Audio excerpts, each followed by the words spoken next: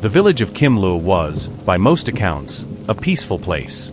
Its rice paddies sprawled across the fertile plain, and a winding river snaked along the outskirts. Local fishermen plied their craft in sampans at dawn, while children scampered about the dusty roads under the noon sun. From the outside, it seemed a heaven of simple living. Yet in one particular household, storms brewed that no gentle climate could dispel. Storms of disrespect, hidden betrayal, and restless spirits. At the heart of this quiet turmoil stood Van, a father whose actions were said to have offended not only his own family but the spirits of his ancestors as well. He had neglected the mother who raised him, turning cruel and irreverent. When a new illicit love interest drifted into his life, his misdeeds grew bolder. And so it was that invisible forces, Ma and Kinduyan, descended upon his life, chaining him to a fate he never anticipated. Through fear, grief, and eventual redemption, this is the story of how a father's arrogance led him to confront the powers that exist between life and the realm beyond. Long before tensions became visible to all, there were subtle signs that Van bore an impatient heart, easily swayed by distractions. During his early childhood, life demanded little of him, for he was an only son, and his mother, Madame Man, gave him unconditional adoration. Even after he married and had children of his own, Madame Man remained a constant presence, cooking the family's meals, tidying every corner of the old house in which they lived. She was quiet, unassuming, and rarely voiced her own needs. Yet as the seasons turned, changes rustled through the household. Van took up new habits, staying out late with friends, returning with eyes glassy and speech slurred. His aging mother asked gently about his outings, only to be met with irritated shrugs or dismissive remarks. At first, it was mild, a sigh here, a terse reply there. But in time, Van began to lash out, mocking or scolding his mother for meddling. "Aren't you tired of butting into my business?" he'd snap. The mother's hurt festered beneath her placid exterior. In the early days, the rest of the family, Van's wife Hung and 2 children Mai and Kwong, observed the friction with concern. Once, Hung ventured a private plea to her husband. "Why do you speak so harshly to your mother? She only worries for you." He brushed her off, stating that his mother's time was past. This was his household now. The small storms of conflict drifted overhead, growing steadily darker. Over the next year, Madame Man's health faltered. A cough that lingered, a stoop in her shoulders, and yet her daily routine never ceased. She rose before dawn to light incense at the ancestral altar, murmuring her prayers for the family's prosperity and safety. Despite her devotion, Van's disregard deepened. He no longer acknowledged her presence at meals unless to bark an order. Worse yet, rumors circulated around the village that Van had grown familiar with another woman. Most neighbors dismissed it at first, but Madame Man sensed an insidious truth. She watched from her bedroom window as her son departed at odd hours, returning well after midnight. His scowls toward the mother only increased. At times, Mai or Kwong questioned why their father neglected their grandmother. Confused, they offered to bring her tea or wrap a blanket around her thin shoulders. Tears occasionally welled in Madame Man's eyes, but she patted them away, forcing a gentle smile. "He's my son. I can only pray for his soul," she whispered to Mai once. "No child emerges bad from the start, but choices, they are shaping him badly now." She lived in quiet sadness, mindful of the tension in her own house. Rarely did she realize just how far her son had strayed from filial piety. Van's new obsession took root with disconcerting speed. The woman in question, Lon, was said to hail from a neighboring district.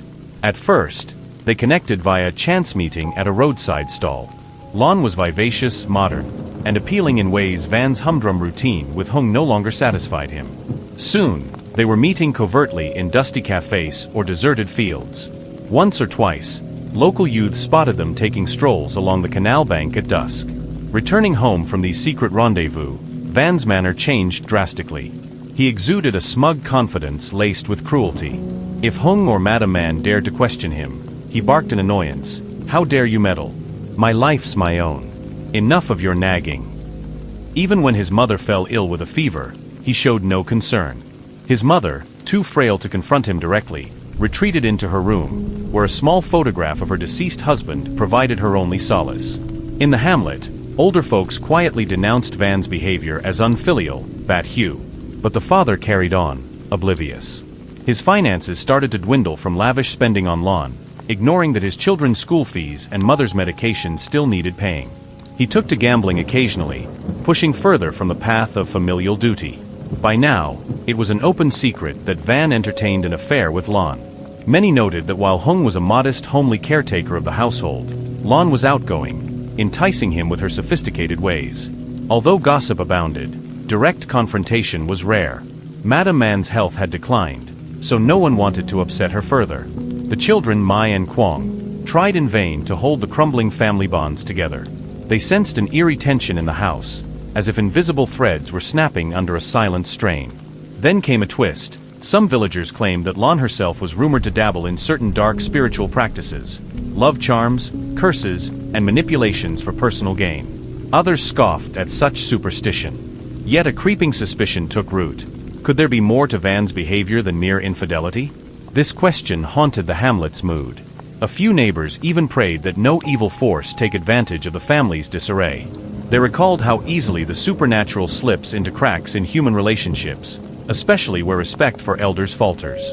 Little did they realize just how relevant that worry would become. By the midsummer festival, tension within Van's household swelled dangerously. On the night the family typically gathered to honor ancestors with incense and offerings, he was absent. Some said they spotted him with Lon along the coastal road. Hung and the children completed the ceremony alone, tears mixing with the joss stick smoke as they bowed before the family altar. Madame Man huddled on a small wooden stool, trembling with heartbreak. When Van stumbled in near midnight, he found the house dimly lit by candles. Hung quietly approached, asking him to at least greet his mother.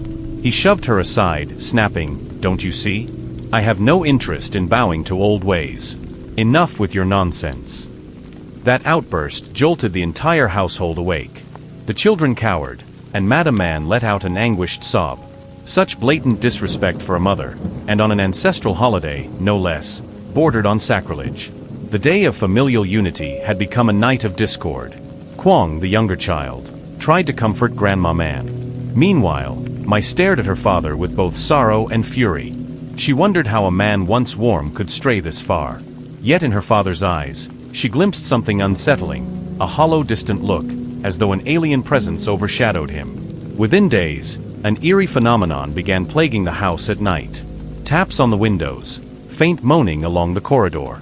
Occasionally, someone glimpsed a distorted shadow flit across the courtyard, just beyond lantern light.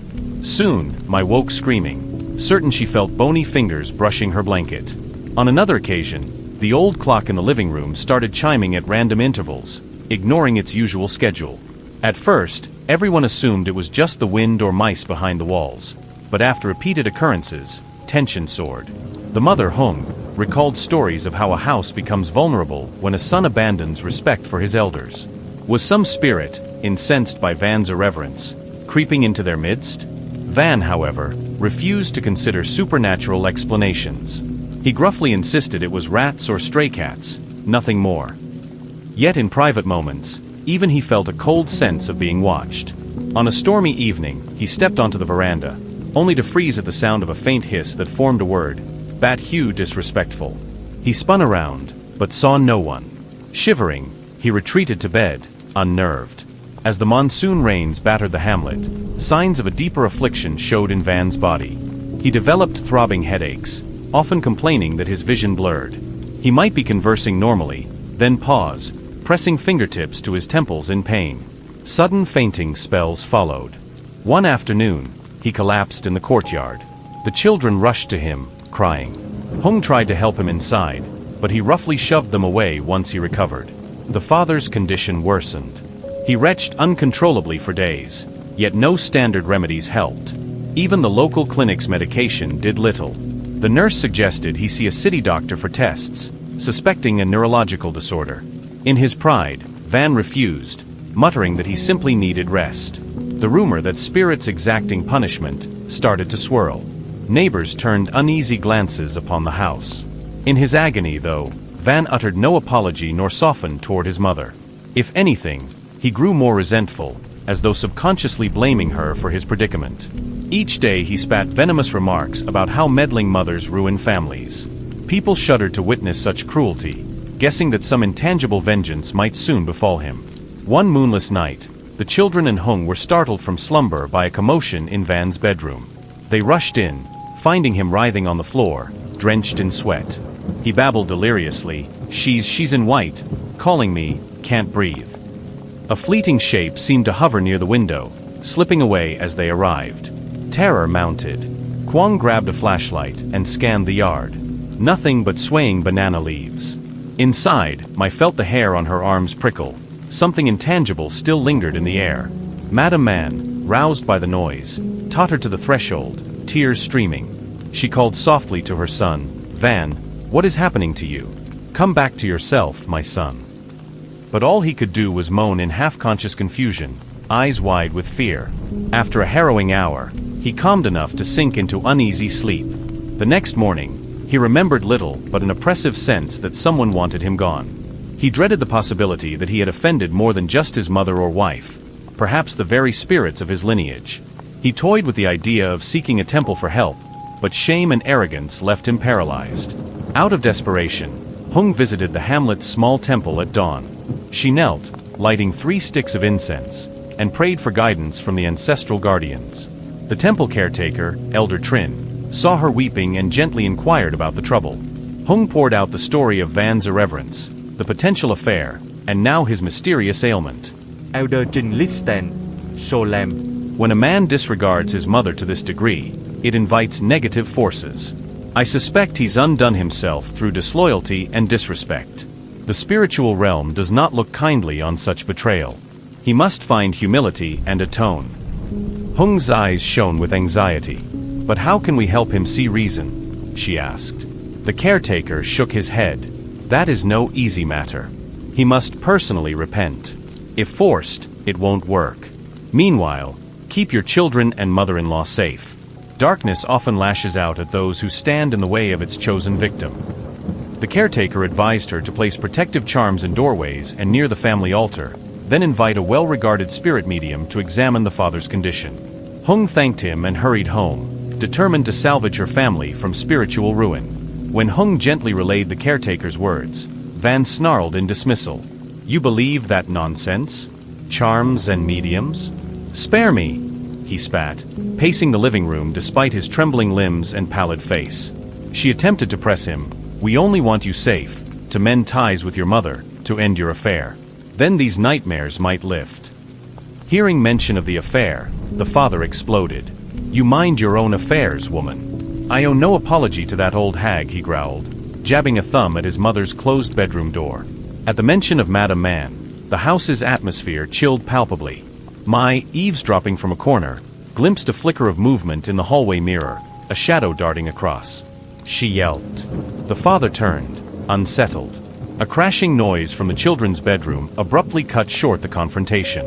They raced to check, finding a pile of books toppled, pages scattered. No one had touched them. Even in that tension, the father refused to see any spirit's involvement, attributing it to the kids' messy habits. But the kids insisted they had not touched the books. Thus, denial reigned. The father's limbs shook more each passing day.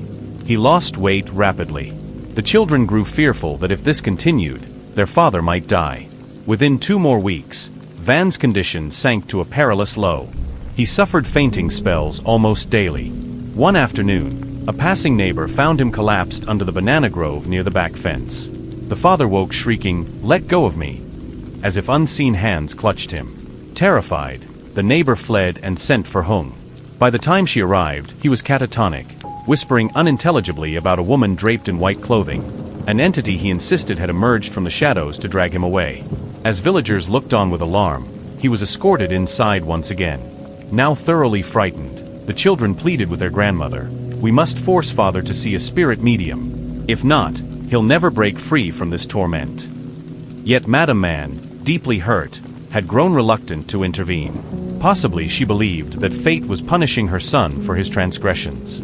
Still she wept, saying she prayed daily for any hope that could free him.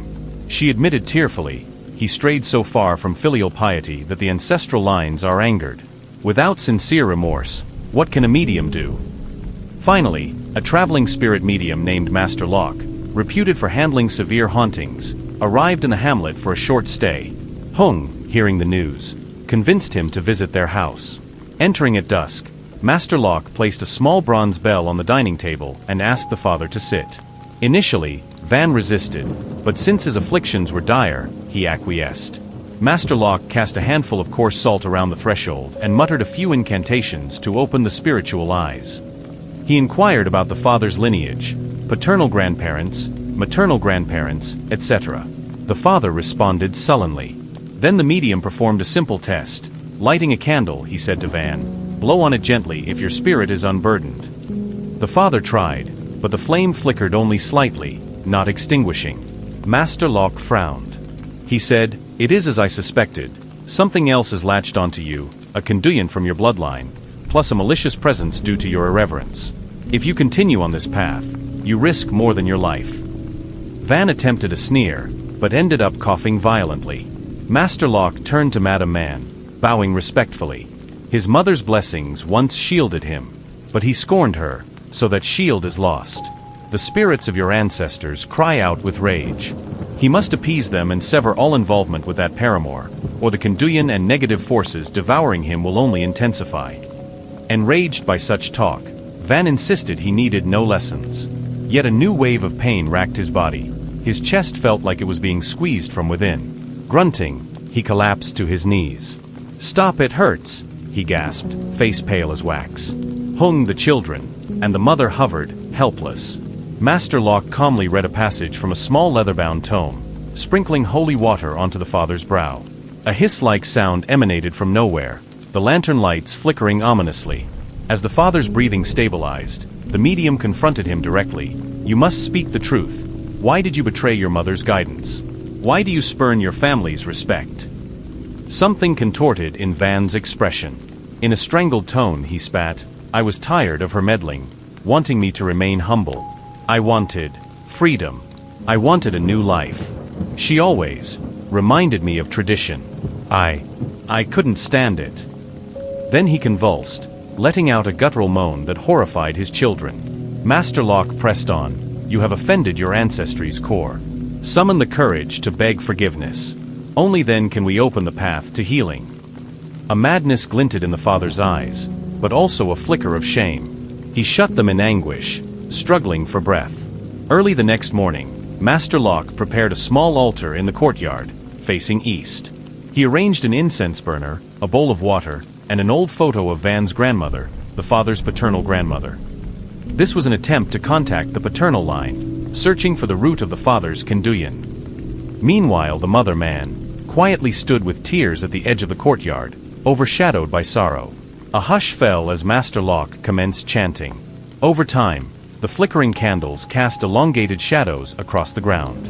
Suddenly, the father staggered forward, as if pulled by invisible strings. His voice deepened, adopting a tone not entirely his own. "We have come to witness the ungrateful child," he intoned in an archaic accent. In that moment, it seemed the paternal ancestors had overshadowed his body. Master Locke guided the session, urging the spirits to show clemency. The father's body shuddered. Harsh phrases poured from his mouth. "When we told you to honor your mother, you mocked us. When she needed your comfort, you turned away. Your disrespect echoes among the living and the dead." The father's face twisted in regretful horror, tears streaking his cheeks. Yet the spirit continued, "We would see you endure the agony you inflicted upon your own parent, unless you abandon your ways and repent." At this climactic moment, Mai flung herself between the possessed father and Master Locke, tears streaming. "Please," she implored the unseen spirits. "My father is lost, but he is still the one who raised me.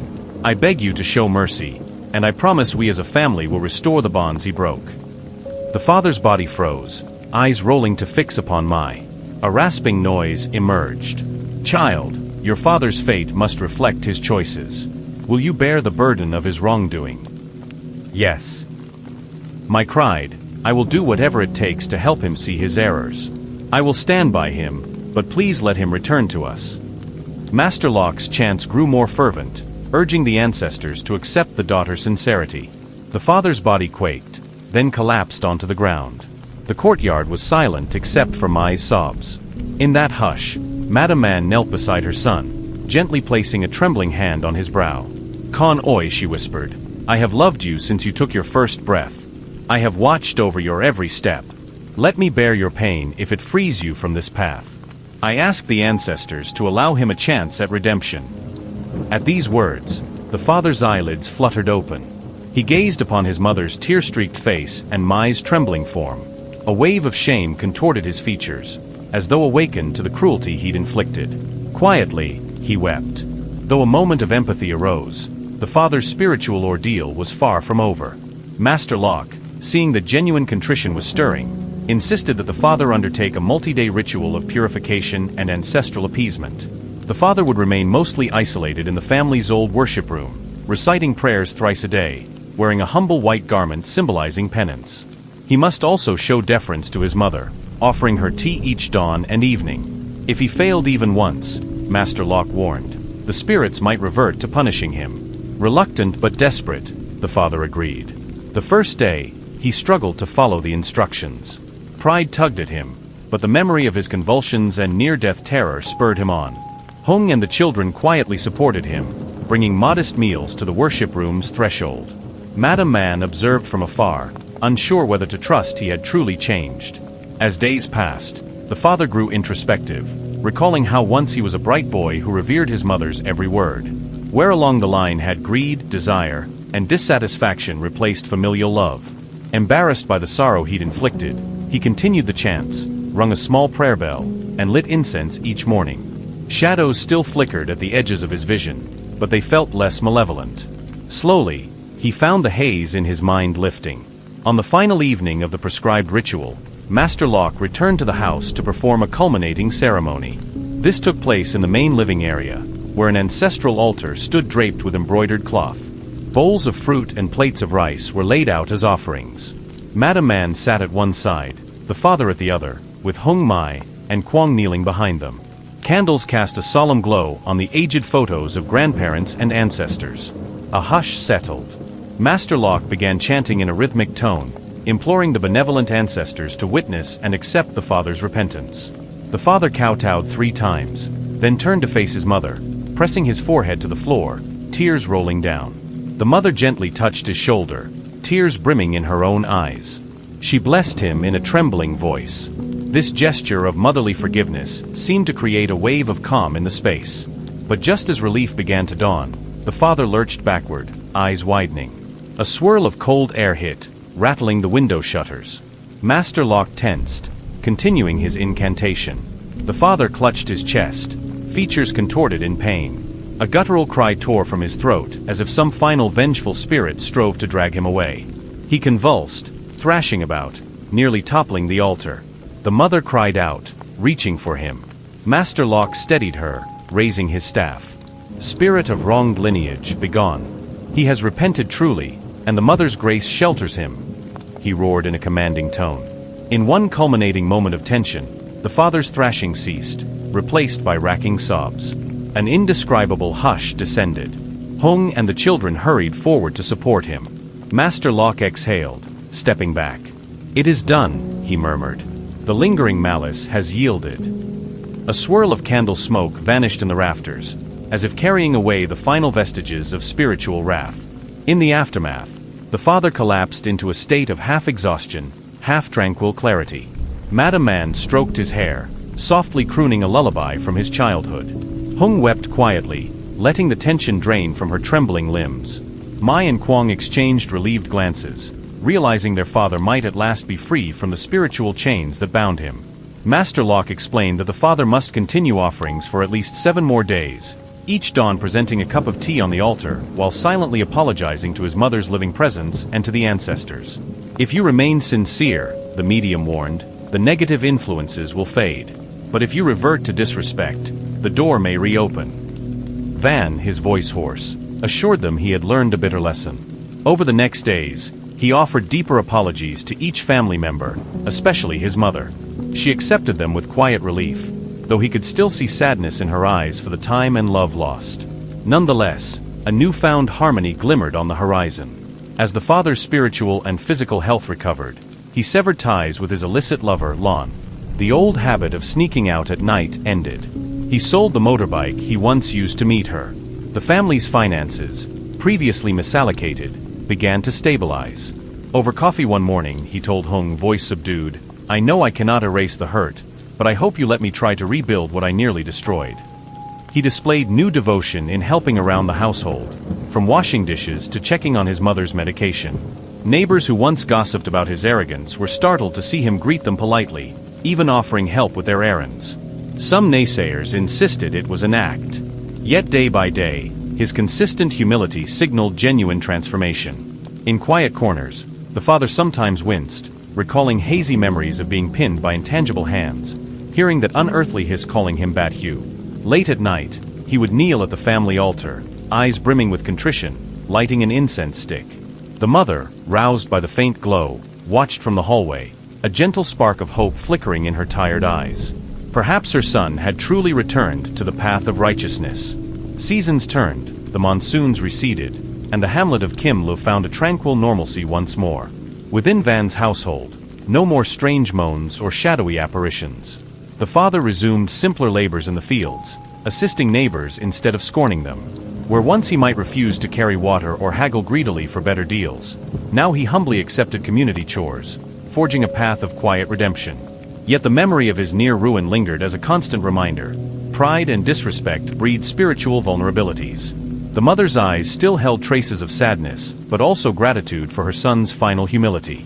She occasionally teased him. You see how the intangible realm can discipline a wayward child better than a mother's scolding. He would grin sheepishly, nodding. Over time, their mother-son bond grew less frayed, though scars from the ordeal remained in the unspoken space between them. Late one evening, on the eve of the new year, the father found himself alone by the altar, recalling how close he came to losing everything. He bowed thrice, murmuring a vow. I vow never again to stray from my duties as a son, a husband, a father. A faint breeze ruffled the incense smoke. Though intangible, it felt like ancestral acceptance, an exhalation of relief from beyond. The father's transformation did not magically heal all wounds, but it offered a living demonstration of how a single individual's choices can open or close the gateways to spiritual discord. Gossip about his extramarital escapade and the eerie hauntings eventually faded, replaced by mild admiration for a man who overcame darkness. Some villagers, uncertain of their own beliefs, quietly concluded that yes, some spirits watch over familial obligations, punishing grave offenses like a child who abandons or insults an aging parent. As for Madame Man, she lived to see her grandchildren approach adulthood. She told them gently, honor your father and mother is more than a phrase. Even if the father errs, do not let your heart be tainted with resentment. She had felt the scorching bitterness of having an ungrateful son, but she also witnessed the power of atonement. And so it was that Kim Lu acquired another cautionary tale in its tapestry of folklore. A father who disrespected his mother, was entangled with Ma and Kinduyan, but ultimately found a path to redemption through humility, prayer, and the unwavering love of his family. They learned that the boundary between the living and the spiritual realm can be perilously thin, especially when filial piety is cast aside, only to be reclaimed at immense cost to one's heart and soul.